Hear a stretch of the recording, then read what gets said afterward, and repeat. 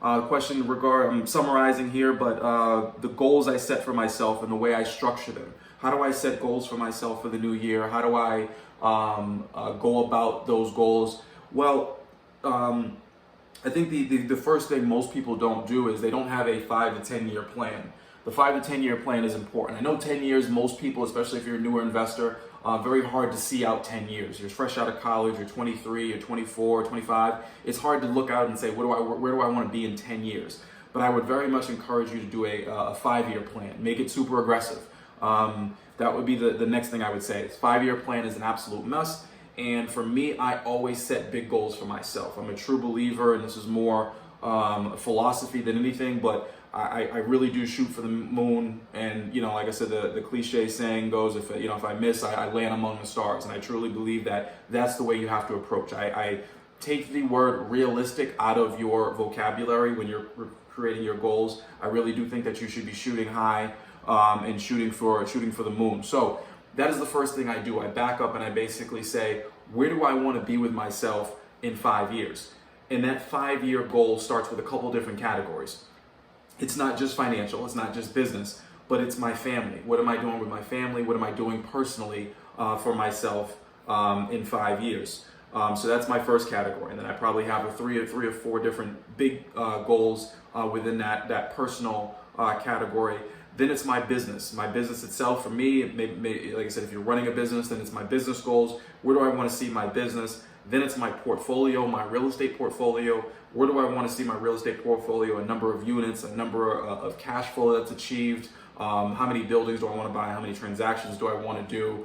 I really don't think about how and everything else just yet. That comes later. First of all, what do I want to achieve in the next 5 years, or where do I want to be?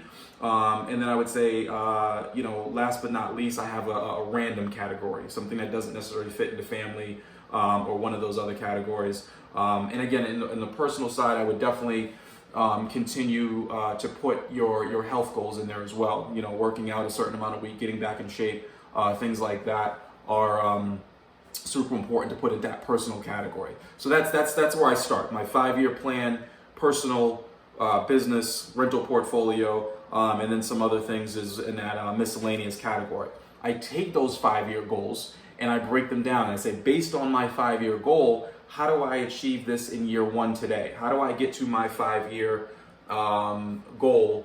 If based on my 5 year goal, what do I have to do this year in year one to make sure that I'm on the right path? Now, if at 5 years you can break your goal down into 20% for the year, but that's usually not what I do. It's usually a little bit more conservative because I understand that in money, in things, in life, there's a snowball effect. So if I can at least just get started, get a good push towards what I want to do, then there would be other years where, for instance, I bought, for my rental portfolio, 5 units in one year.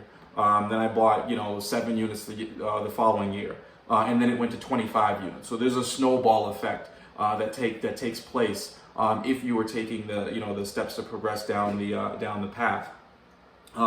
So I take at the 5 year, it breaks down into 1 year. And then from my 1 year, I'm looking at 2021 right now, and I'm saying, what do I need to do during the month of January to make sure that I'm on path to hit my 1 year goal? And if I hit my 1 year goal, then I'm on path to hit, or I'm on the right track to hit that 5 year goal. And I just kind of break that down in the same exact categories. So for the month of January, I know that I need to do this for my personal health, my personal finances. I know I need to do this for my portfolio, and just kind of break it down. 5 year goals get broken down into 1 year goals, get broken down into my monthly goals, and then I take that monthly sheet every month and I basically just say, okay, here's what I need to do for the week. Here's what I need to do for the day. And every day, hey, check off what's done, and move forward from there. So I think hopefully that makes sense to you. That's how I've been working for, I want to say, at least 6 or 7 years now. One of the best things that I've read around the topic of setting goals and pushing myself is the book by Gary Keller. It's called The One Thing. If you haven't read that, it's a quick read. You should definitely pick it up. Super, super good book. It helps you focus. It helps you look at your goals and take out all the BS. And really focus down on the one thing or the few things that matter in each individual category. And I believe I picked that up from that book as well in terms of how to structure my life and goal setting. So that's goal setting. Hopefully it was helpful for you. We're going to continue to answer some wealth builder questions here this morning, live from my basement. And like I said, hopefully you stick with us.